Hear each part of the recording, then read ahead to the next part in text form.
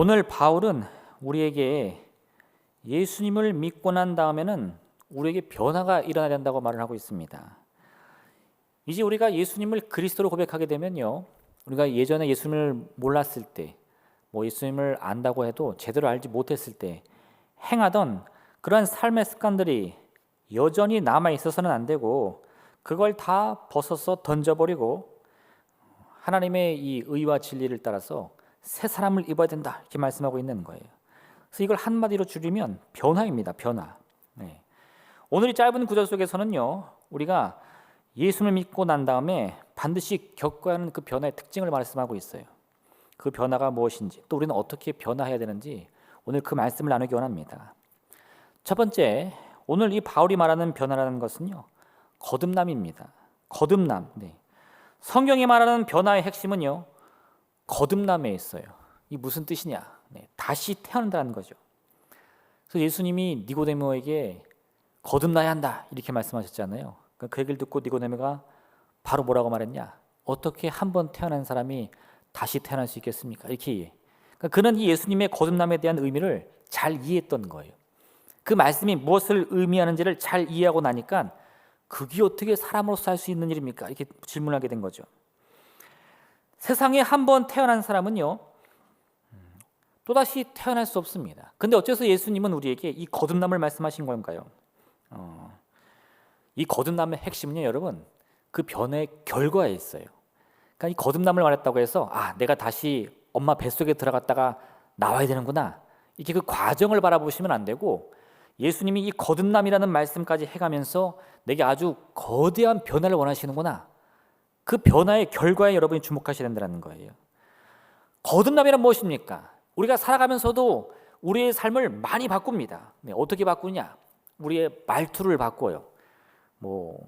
예전에 이 좀 안 좋은 말의 습관이 있었다, 누가 그거를 지적해주면 바꾸죠. 금방 바꿔요. 이게 사람들에게 상처가 되겠구나 하고 말의 습관을 바꿉니다.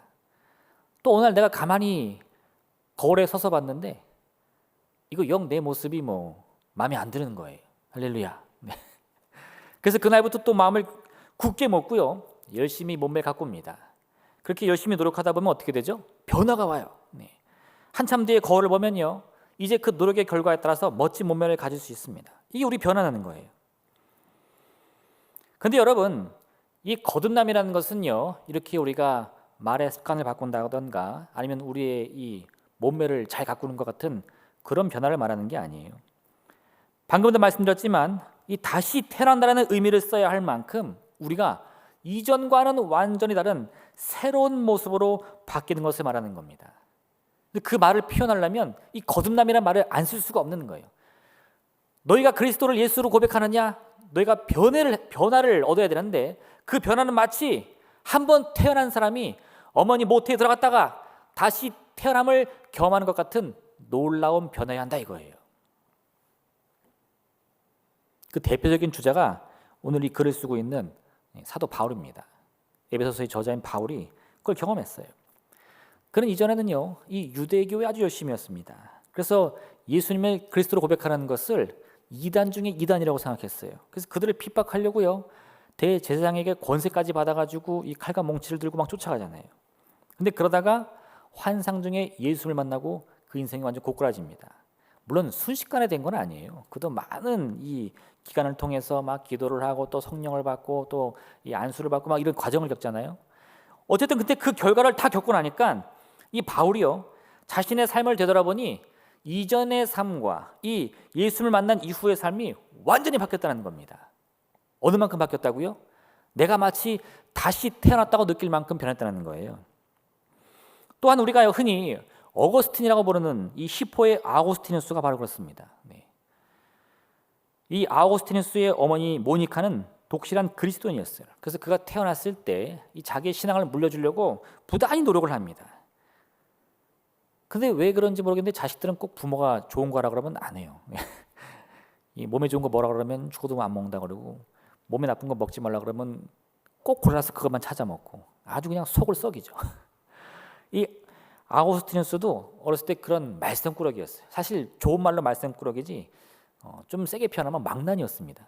그래서 이 어머니의 마음에 일부러 상처를 주려고 하듯이 막 일부러요, 뭐 이상한 종교에도 심취하고 막 그리스 철학자들과 논쟁하면서 자기가 스스로 진리를 찾을 수 있다고 막 말하는 거예요. 그러면서 막 이 여자 저 여자 만나고 맨날 술 퍼먹고 막 이랬습니다. 그리고 또 머리는 얼마나 좋은지요. 또 막 공부를 열심히 해가지고 막 이 기독교에 대해서 막 반박하는 거예요. 그런데 엄마의 마음이 얼마나 뒤집어졌겠어요. 근데요, 그가 어느 날 밀라노의 주교였던 암브로시우스를 만납니다. 이 암브로시우스 굉장히 유명한 사람인데 주교인 동시에 이 수사학이나 철학에도 능한 학자였어요. 근데 그가 이 아고스티누스를 만나고요, 그게 자신이 갖고 있던 이 학문적인 이 진리를 함께 나눠주면서 신앙을 가르칩니다. 근데 그런 뛰어난 이 암브로시우스의 능력에 감명을 받은 이 아고스티누스가 그를 따르게 돼요. 그래서 그도 결국에는 이 사제 서품을 받습니다. 주교가 되는 거예요. 430년에요. 76세로 이 세상을 떠났는데 그 전까지 그가 한 일은요, 자신의 이 몸담고 있던 히포에서 가난한 사람들, 못 배운 사람들, 특히 이 그 당시에는 막 이 주변에 많은 이 전쟁들로 인해서 약탈을 당하고 막 사람들이 많이 목숨을 잃었어요.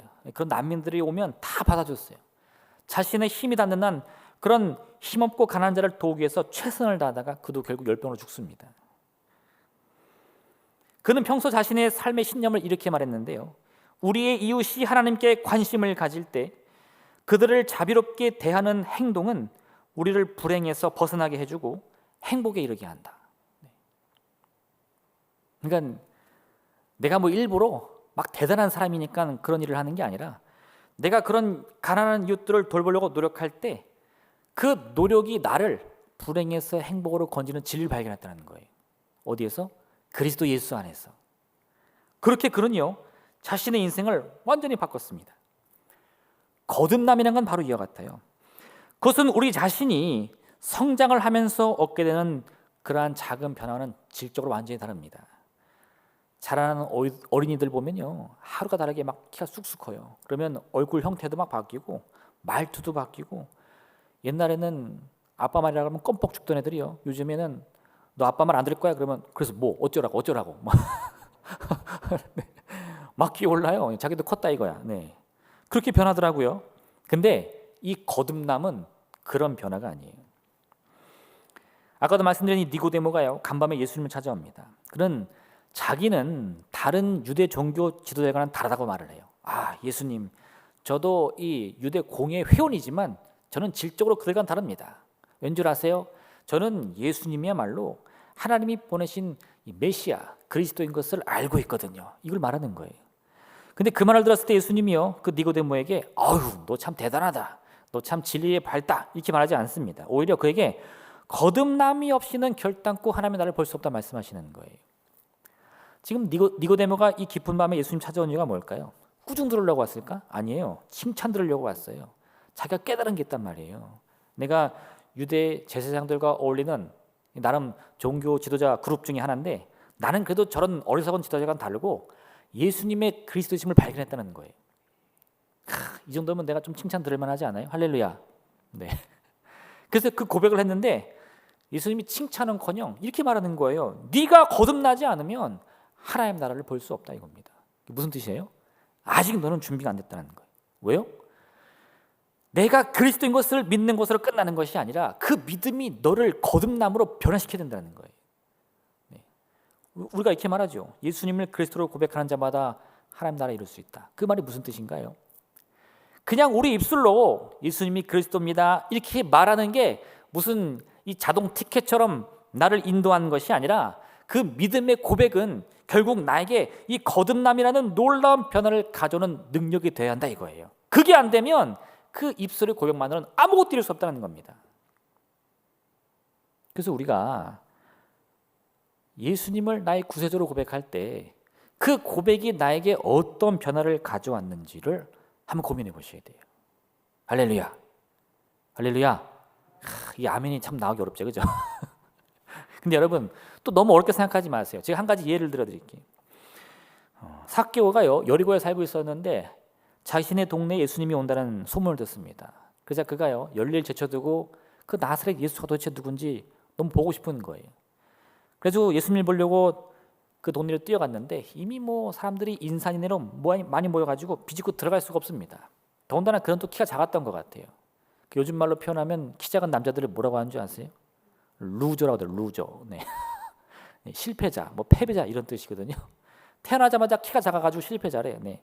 그러면 그 마음이 속상했겠어요. 근데요, 삭개오는 그런 거에 개의치 않고요, 자기의 방법을 찾아요. 어떻게? 돌 모아가 나무에 올라가는 거예요. 네. 그래가지고 그 위에서 사람들 머리에서 이렇게 예수님을 바라봅니다. 예수님이 그런 삭개오를 보시더니 방향을 바꿔서 거기 오시죠. 그리고는 오늘 내가 너희 집에 머물겠다. 그때 삭개오가 뭐라고 대답하죠? 아이고 좋습니다. 우리 집에는 침대도 많고요, 화장실도 완비되어 있습니다. 이렇게 말하나요? 아니, 엉뚱한 대답을 해요. 예수님이 오늘 내가 너희 집에서 머물겠다 했더니 뭐라 그래요? 예수님, 제가 당장 재산의 절반을 팔아서 가난한 사람 나눠주겠습니다. 그리고 누군가에게 억지로 빼앗은 것이 있으면 내 갑절로 갚겠습니다. 이 무슨 말입니까 도대체? 예수님이 자신의 집에 오신다는 그 말이 자신에게는 구원의 메시지로 들렸고, 그 구원을 위해 내가 변하겠다는 거예요. 어디만큼 변해요? 마치 내가 모태에 들어갔다가 다시 태어나듯 그 거듭남의 변화를 이루겠다는 겁니다. 예수님도 지금까지요, 세리로서 안 해본 게 없습니다. 가족이건 친척이건 그 사람들 주머니에 있는 돈 뺏으려고 안 해본 짓이 없어요. 그런데 지금 보니까 그것이 나에게 행복 주는 것이 아니고 예수님을 그리스도로 고백하기 위해서 그 재산 팔아서 가난한 자에게 나눠주겠습니다 이거예요. 이게 거듭남입니다. 삶의 방향을 바꾸는 거예요. 삶의 철학을 바꾸는 거예요. 지금 내가 무엇을 위해 살아가고 있는가? 지금 내가 내 삶의 최우선으로 하고 있는 것이 무엇인가? 그 방향을 바꾸는 거예요. 지금까지는요, 하늘만을 바라봤어요. 내가 저 위에 올라가기 위해서 나와 함께 뛰는 이 모든 경쟁자들을 어떻게든 쳐내려고 노력했습니다. 근데 이제는 어떻게 한다고요? 오히려 내가 그들을 넘어뜨리기 위해서 악을 행했다면 그걸 되갚아주겠다는 거예요. 그리고 오히려 내가 이렇게 불의하게 얻은 재산은 절반을 팔아서 가난한 자를 위해 쓰겠다는 겁니다. 이게 삭개오가 깨달은 거듭남의 방법이었다는 거예요. 여러분, 성경이 우리에게 원하는 변화라는 것은요, 거듭남입니다. 우리가 아무리 예수님의 말씀에 은혜를 받고 그 은혜로 말미암아 마음의 위로함을 얻었다 할지라도요, 거기서 멈추면 아무 소용이 없어요. 그 은혜와 위로의 목적이 무엇인가? 그걸 우리가 반드시 깨달아야 되는데 뭡니까? 거듭남을 향해 나가라는 거예요. 예수님께 다시 힘을 얻었으면 그 가던 길을 멈추지 말고 이 새로운 삶의 방향을 향해서 나가라는 겁니다. 빌레몬서를 보면 바울이 옥에 갇혀 있을 때 만난 오네시모라는 사람에 관한 이야기를 합니다. 빌레몬에게 말하는 거예요. 네가 오네시모를 아느냐? 그가 이전에 너에게는 큰 손해를 끼친 자였을지 모르겠지만 이제는 나에게는 둘도 없는 나의 자식이다. 이렇게 말을 해요. 무슨 말입니까? 이 오네시모가 옛날에는요, 빌레몬의 종이었던 것 같아요. 근데 그가 무슨 일인지 이 빌레몬에게 큰 손해를 끼치고는 도망을 쳤어요. 할렐루야. 그 빚 떼어 먹힌 적 있으십니까? 할렐루야. 네. 친한 사람이 막 어떻게 막 애걸복걸 해가지고 나 뭐 얼마만 당장 갚을게 해가지고 아유 불쌍하고 막 해가지고 줬는데 어떻게 갖고 날랐어. 그럼 어떻게 돼요? 그 천지 원수 되는 거죠. 너 그냥 나중에 만나기만 해봐. 그냥 내가 뭐가지 그냥. 빌레몬이 지금 그러고 있는데 바울이 말하는 거죠. 그 원수 찾았다. 그 오네시모 내가 찾았는데 뭐라 그래요? 그가 이제는 나의 둘도 없는 종이다 이거예요. 용서하라고. 할렐루야. 할렐루야. 아멘. 주여. 네. 그게 뭐예요? 이 오네시모가 바울을 통해 예수를 영접하고 변화받았어요. 완전히 변화받았어요. 그래서 바울이요, 그의 과거가 어떠하든지 간에 그 거듭남을 이 빌레몬에게 인정해 주라고 말하는 겁니다. 또 하나 여긴 여러분 뭘 말하고 있느냐? 빌레몬이 거듭나야 된다는 거예요. 그가 지금까지 예수님을 섬겨온 그 믿음을 가지고 이 원수인 오네시모조차 용서할 수 있는 믿음으로 거듭나야 한다. 그걸 말하고 있는 겁니다. 여러분, 우리에게 지금 필요한 것은 다른 것이 아닙니다. 그건 변화예요. 예수 그리스도의 그 복음이 나의 마음과 생각을 움직이고 있다는 것을 여러분이 믿으신다면요, 여러분이 그 복음의 인도에 따라서 여러분의 삶을 바꿀 수 있어야 돼요. 그 변화라는 것은요, 그저 조금 내 생각을 바꾸는 게 아닙니다. 내 말을 바꾸는 게 아니에요. 나의 모든 생각과 말을 다 바꾸어서 이전에는 없었던 완전히 새로운 모습으로 거듭나는 겁니다. 나는 이제 다시 태어났다. 이전 것은 다 지나갔으니 나는 이제 새 생명을 얻었다. 할렐루야. 그 위대한 변화를 이루시길 부탁드립니다. 그럼 어떻게 그것을 이룰 수 있습니까? 가장 먼저는요, 여러분, 그래서 두 번째로 기억할 것은 여러분의 과거를 다 잊어버리세요.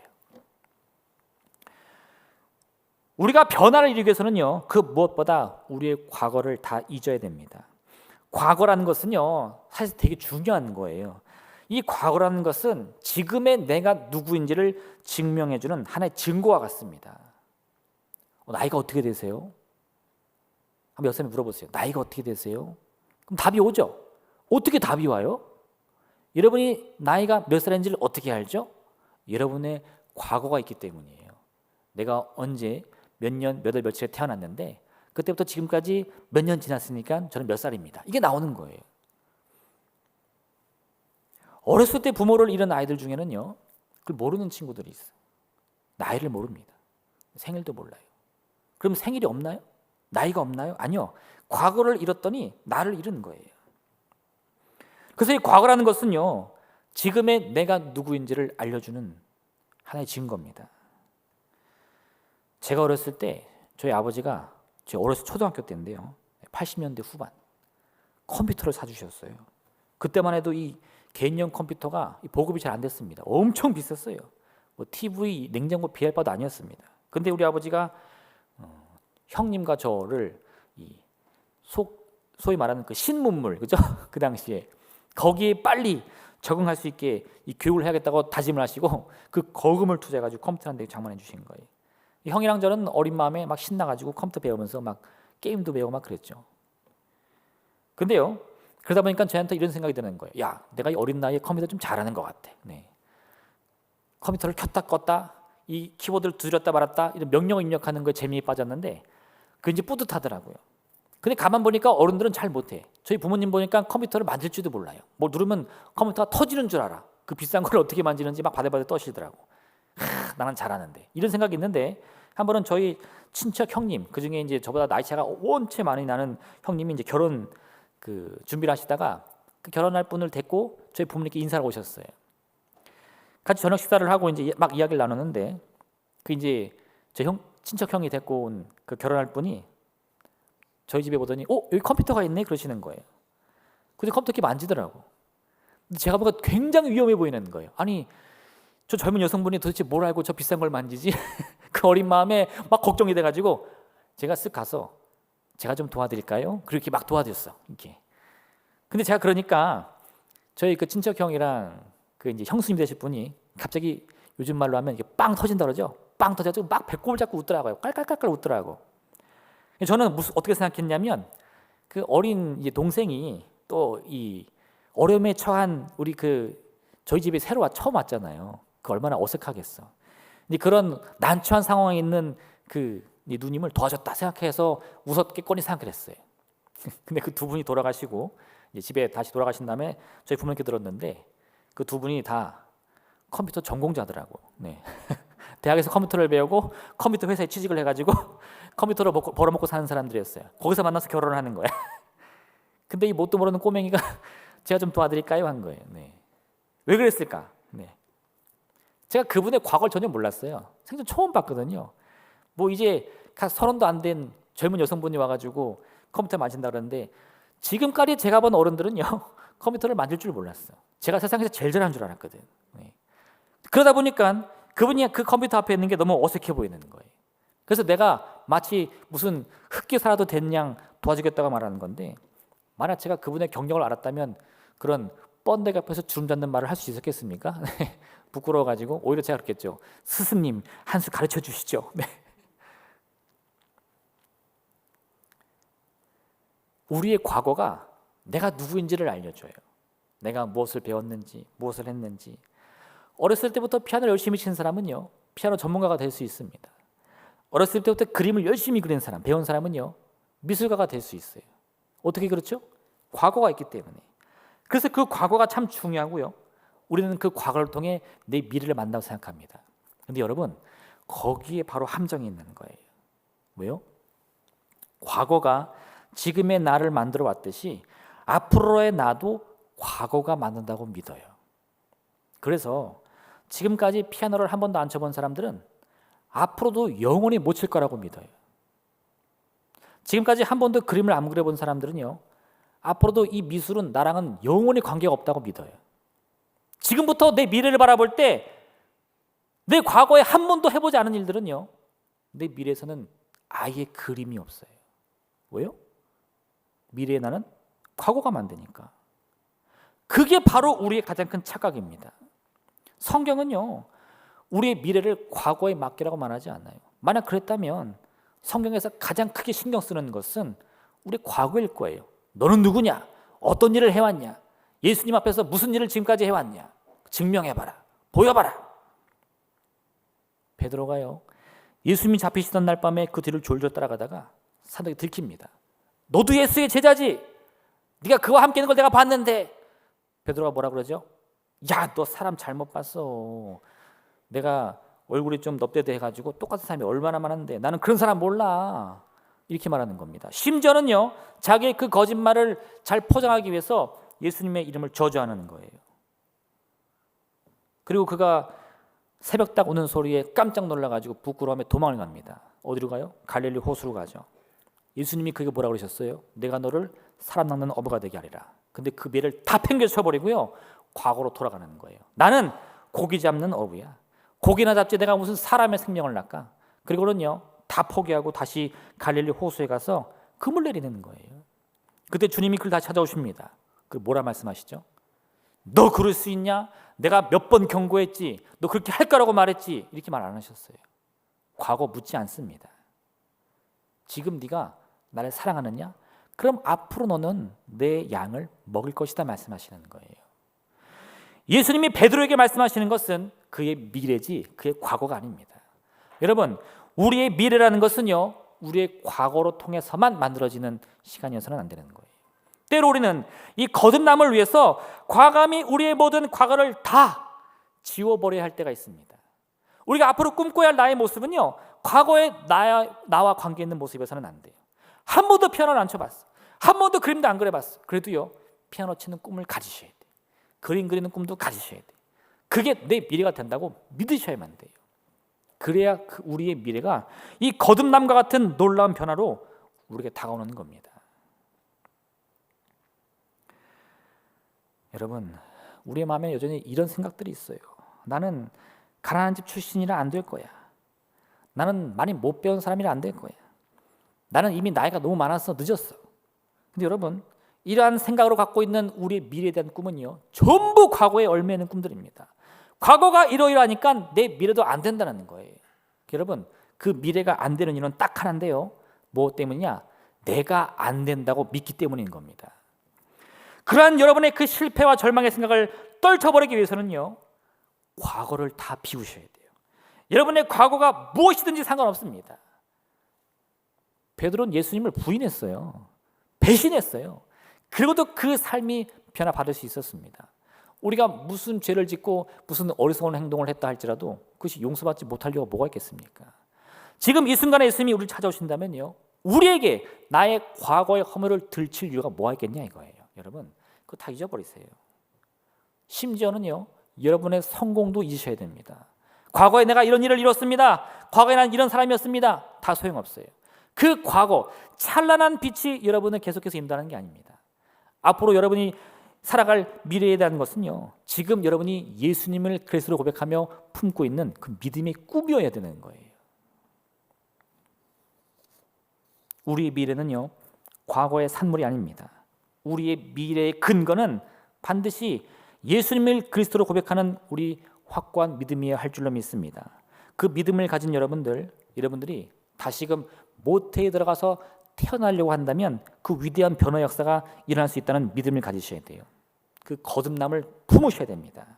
그래서 여러분, 이 과거를 다 비워내시고 오늘 이 바울이 말한 대로 옛사람을 벗어던지고 새 사람을 입는 복된 삶을 사시길 부탁드립니다. 마지막 세 번째는요, 우리가 이 과거를 다 비워냈다면요, 그 다음에는 나를 예수님의 복음으로 채워야 돼요. 과거를 비운다는 것은 미래의 변화를 위한 과정이지 과거를 비우는 게 우리의 목적은 아닙니다. 야, 나는 과거를 다 비웠어. 이제 다 끝났어. 아니요, 이제 시작이에요. 할렐루야. 할렐루야. 네. 그 우리가 예배나 집회를 통해서 은혜를 받거나 성령의 충만을 받거나 그래서 막 방언이 터지면요, 사람들이 착각하는 경우가 있어. 와, 나는 이제 하나님의 온전한 종이야. 난 다 이룰 수 있어. 할렐루야. 아니 여러분, 그때부터 시작이에요. 그 은혜를 여러분이 경험하셨다면요, 이제 그 뜨거운 열정을 가지고 여러분이 주님 만나는 그날까지 끊임없이 기도하시는 거예요. 방언을 사용하면서 그 뜨거운 열정을 가지고 기도하시는 거예요. 내 마음의 제목을 응답받기 위해서. 바로 그겁니다. 내가 내 과거에 대한 모든 이 절망들, 실패들, 슬픔들 떨쳐냈다면요, 이제 시작인 거예요. 어떻게? 나의 그 빈자리를 예수님의 복음으로 채우는 거죠. 이 변화에서 중요한 것은요, 비움에 있지 않습니다. 사실은 진짜 중요한 것은 그 비운 다음에 채우는 것이 더 중요해요. 무엇으로 나를 채우느냐? 어떻게 나를 채우느냐? 이걸 통해 이제 우리가 이 완전한 거듭남을 완성할 수 있는지 아닌지가 결판나게 되는 거예요. 성경은 우리에게 죄의 문제를 말씀하시면서 회개를 요구합니다. 우리가 본래 죄인이라는 거죠. 내가 어떤 죄를 지었냐 안 지었냐 그걸 따져묻는 게 아니에요. 우리의 존재 자체가 죄인이라는 겁니다. 이게 우리 하나의 특성이라는 거죠. 그래서 우리가 이 죄의 올무를 벗어나기 위해서는 회개라는 방법을 통해야 된다는 건데, 그럼 왜 이 회개가 우리에게 필요하냐? 과거를 비우기 위해서인 거죠. 회개를 통해 나를 얽매고 있던 이 모든 저주와 죄를 깨끗이 닦아내는 거예요. 그럼 거기서 멈추면 어떻게 되느냐? 그거 안 되는 거지. 회개라는 것은요, 내가 새로운 길을 나가기 위한 준비 과정입니다. 그 모든 더러운 죄를 다 떨쳐내고 깨끗함 받은 그 모습으로 어떤 삶을 살아갈지, 이제 그 귀한 은혜를 안고 내가 어떻게 살아갈지를 계획하며 꿈꾸며 나아가는 하나의 과정인 거예요. 어떤 사람이 귀신 들린 사람이 있었는데 그 귀신이 쫓겨나가게 됩니다. 그 사람에게서 쫓겨난 귀신이 어디 가서 자리를 잡을까 여기저기 헤매는데 도무지 마땅한 곳을 찾을 수가 없어요. 그래서 귀신이 결국은 자신이 그 쫓겨났던 그 사람을 다시 찾아갑니다. 멀리서 이렇게 보니까 마치 그 사람이 어떤 모습으로 보였느냐? 허름한 집을 잘 수리해서 싹 청소해가지고 깨끗이 준비한 새 집처럼 보이는 거예요. 근데 또 가만히 보니까요, 그 깨끗이 수리되고 청소된 새 집이 문이 안 잠겨 있어요. 아무도 안 살아요. 빈 집이에요. 그러니까 귀신이 옳다구나 하고 자기보다 더 악한 귀신 7을 또 데리고 와가지고, 야, 나 좀 도와줘. 내가 어느 사람을 지배하고 있었는데 내가 거기서 힘이 약해 쫓겨났거든. 우리가 힘을 합치면 완전히 지배할 수 있을 거야. 그리고는 같이 들어가는 거죠. 예수님이 뭐라고 말씀하시느냐? 그의 나중 형편이 이전보다 더욱 심하게 되었다 말씀하십니다. 왜 이런 말씀하셨을까요? 여러분, 우리가 예수님의 이 복음을 듣고요, 놀라운 깨달음을 얻어서 내 과거를 싹 비웠어요. 내 모든 절망감, 실패감, 이 죄인이란 죄책감 다 비웠습니다. 그러면 그 깨끗이 수리된 내 자신을요, 그대로 가만두면 어떤 일이 벌어져요? 나는 빈집이 되는 거예요. 더 악한 이 세력들의 좋은 먹잇감이 되고 마는 겁니다. 성경은요, 그 결과가 이전보다 훨씬 더 못할 거라고 우리에게 말하고 있는 거예요. 근데 이거 잘 이해하셔야 되는데, 이게 뭐 무슨 점수 매기듯이 옛날에 그 사람의 형편이 50점이었다면 뭐 지금은 40점이다, 30점이다 뭐 이렇게 말하는 게 아닙니다. 이게 무슨 말이냐? 한 번 복음의 능력을 경험해서 이 죄의 문제로부터 해방감을 느낀 사람이 다시금 이전으로 돌아가서 이 변화를 얻지 못하고 옛 습관을 벗어던지지 못하면요, 그 형편이 완전히 망가진다는 거예요. 옛날에 호랑이가 숲을 거닐다가 함정에 폭 빠져버립니다. 깊은 구덩이에 빠지니까 먹을 것도 없고 너무 배가 고픈 거예요. 호랑이가 크게 외치는 거죠. 나 좀 살려주세요. 나 좀 살려주세요. 동물들이 지나가다 보니까 누가 빠져 있어요? 호랑이가 빠져 있으니까 무서워서 누구도 건져주지 못합니다. 근데 한 선비가 길을 가는데 호랑이 소리가 들려요. 나 좀 꺼내주세요. 가만히 구덩이를 보니까 호랑이가 빠져 있거든요. 호랑이가 선비한테 매달립니다. 나 좀 한 번만 살려주세요. 배고파서 견딜 수가 없습니다. 선비가 뭐라 그래요? 야, 이놈아, 네가 배가 고픈데 내가 널 꺼냈다가는 네가 한숨에 날 잡아먹지. 호랑이가 절대 그럴 일 없습니다. 내가요 마음에 싹 고쳐 먹었거든요. 나 꺼내만 주신다면 그 은혜를 평생 기억하겠습니다. 그래서 이 선비가 어떻게 했어요? 주변에 있는 큰 나무를 이렇게 내려가지고 호랑이가 펄쩍 올라올 수 있게 해줬단 말이에요. 구덩이에서 펄쩍 올라온 호랑이가 당장 뭐라 그럽니까? 아이고 배가 고프다. 내가 당장 너를 잡아먹어야겠다. 선비가 기가 막혀가지고 야 이놈아, 네가 나랑 약속을 했는데 나를 잡아먹으면 어떡하자. 호랑이가 말하는 거죠. 인간들은 나보다 더 사악하고 나쁘기 때문에 내가 당신을 먹어도 누구도 뭐라고 안 그럴 거야. 못 먹겠으면 한번 물어볼까? 그들이 선비를 끌고 가죠. 그러는 저 밭에서 일하는 소한테 물어봅니다. 소야, 내가 이런 일이 있어가지고 이 인간을 잡아먹으려고 하는데 너는 어떻게 생각하냐? 소가 뭐라 그래요? 인간들은 맨날 나한테 일만 시키고 채찍질하고 너무 힘들어. 인간은 잡아먹어도 괜찮아 말하는 거죠. 선비가 막 식은땀이 흐릅니다. 한 번만 더 물어보자. 옆에 있는 나무한테 물어봤어요. 나무야, 내가 이렇게 해서 선비를 잡아먹으려고 하는데 괜찮겠냐? 나무 뭐라 그래요? 인간들은 맨날 나를 도끼로 찍어가지고 가지 떼가고 열매 떼가고 내 몸통 떼가고 너무 나쁜 놈들이야. 잡아먹어줘. 네, 큰일 났습니다. 그래서 마지막엔 토끼한테 찾아가죠. 토끼한테 또 이렇게 말하니까 토끼가 뭐라 그래요? 호랑이야, 네가 무슨 말인지 하나도 못 알아듣겠어. 그냥 차라리 진짜 어떤 일이 있었는지 가서 좀 보여줘. 호랑이가 아유 잘 봐. 아유 귀는 커가지고 말귀 못 알아듣네. 그러더니 구덩이에 푹 뛰어 들어가가지고 봐봐, 내가 같이 있었다니까. 그랬더니 토끼가 어떻게 해요? 얼른 그 나무를 확 치워가지고 호랑이를 다시 가두는 거죠. 그럼 이제 호랑이의 처지는 어떻게 됐습니까? 이전과 똑같다고요? 아니요. 여러분, 이 호랑이는 한번 건짐을 받았어요. 약속만 잘 지켰다면 행복하게 살 수 있는 기회를 얻었습니다. 근데 어떻게 했어요? 그 약속을 어겨가지고 다시 구덩이에 빠져버렸어요. 그 기억을 안고 있는 상대로 이 호랑이의 고통은 똑같은 구덩이에서도 이전보다 훨씬 안 좋아지는 겁니다. 우리가 한번 구원을 경험했을 때 그 기쁨을 경험했다면요, 그걸 다시 잃어버리는 기억은요, 그걸 전혀 몰랐을 때보다 훨씬 안 좋아지는 형편이 되는 거예요. 그래서 여러분, 우리가 예수님의 은혜로 내 과거를 싹 비워냈다면 그걸 반드시 예수님의 복음으로 나를 채울 수 있어야 됩니다. 그 복음이 무엇이냐? 마태복음 11장 5절을 보면 예수님이 자신이 누군지를 묻는 세례 요한의 제자들에게 이렇게 대답합니다. 너희는 가서 듣고 보는 것을 요한에게 알리되 맹인이 보며 못 걷는 사람이 걸으며 나병 환자가 깨끗함을 받으며 못 듣는 자가 들으며 죽은 자가 살아나며 가난한 자에게 복음이 전파된다 하라. 여러분, 예수님이 하신 이 말씀을 우리가 한마디로 요약하면 이거예요. 할 수 있다는 겁니다. 어떻게 할 수 있어요? 맹인도 볼 수 있습니다. 앉은 맹인도 다시 걸을 수 있어요. 지금 내가요, 귀신 들린 인생을 산다 할지라도요, 그 귀신 쫓아낼 수 있어요. 어떻게 해요? 그렇게 할 수 있다고 믿는 사람이 가능한 겁니다. 그게 안 되는 사람이 그 미래가 저주받아서 안 되는 게 아니라 할 수 없다는 믿음 때문에 그 미래가 열리지 않는 거예요. 예수님이 우리에게 그리스도가 되신 이유가 무엇입니까? 우리가 그분을 나의 구세주로 고백하게 되면 할 수 없는 일이 할 수 있는 일로 바뀌기 때문에 그래요. 나는 평생 앞을 못 보는 맹인이었어요. 근데 예수를 만나고 앞을 보게 된 거예요. 나는 평생 걸어보지 못한 안진뱅이였습니다. 근데 예수를 만나고 다시 걷게 되는 거예요. 여러분, 이건 단순히 무슨 의학적 기적을 말하는 게 아닙니다. 이건 정말 우리 인생에서 내 힘과 능력으로 넘을 수 없는 그 절벽 앞에서 그 깊은 골짜기를 뛰어넘는 놀라운 기적을 말씀하고 있는 거예요. 오늘 바울은 우리에게요, 옛 사람을 벗어버리고 새 사람을 입으라고 말씀하고 있습니다. 옛 사람은 뭐고 새 사람은 뭡니까? 옛 사람은요, 할 수 없다고 생각했던 내 모든 과거의 생각들입니다. 나는 가난해서 안 돼, 힘이 없어서 안 돼, 능력이 없어서 안 돼, 해봤지만 실패해서 안 돼.